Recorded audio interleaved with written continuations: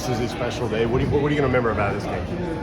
What will I remember about this day? I was talking to the guys before the game, and I think it was a special day just because, the guys like Rylan Goldie, Warren Erickson, Payne Walker, these guys last time in Sanford Stadium, those guys give us their all, Monday through Friday, really, Saturday.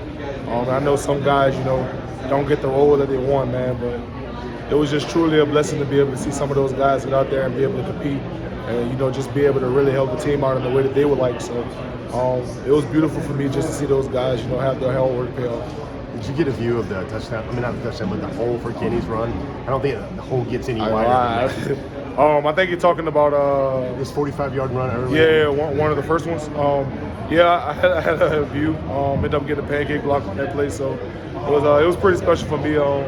Glad that he got to get through. I know that the way you all dominated teams last year and the first 3 games this year kind of created a standard that may have been hard to live up to. But you all arrive here 12-0, headed into the postseason.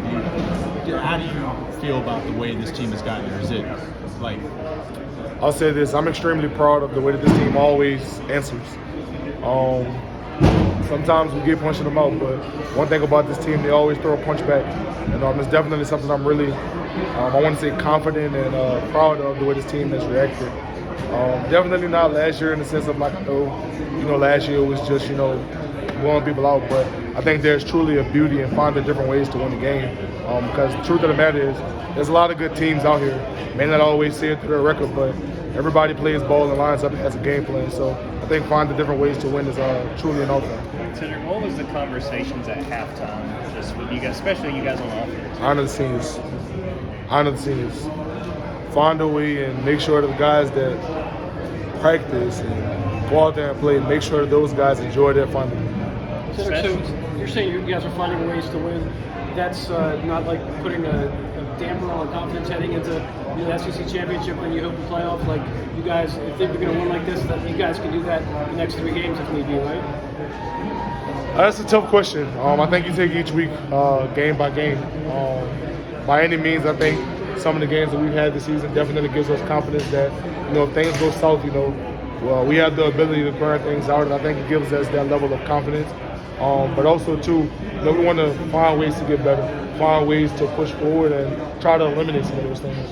Sedrick, how big was getting 2 short fields in that third quarter after they bobbled that punt to get a short field and then the turnover? How big do you feel like that was in you guys taking over this game? I think it was huge. I think the defense did a great job.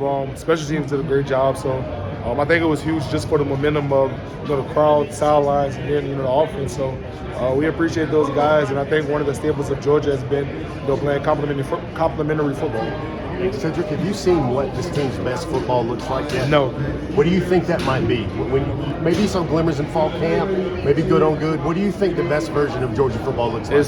It's tough to say because we've seen glimpses. I would say everyone would try to say that the Oregon game was probably our best football, but truth being told, there were mistakes in that game. So I think every week is just finding ways to fix the mistakes and get to where I know this team can be. Just finding that, I guess, the standard we're looking for.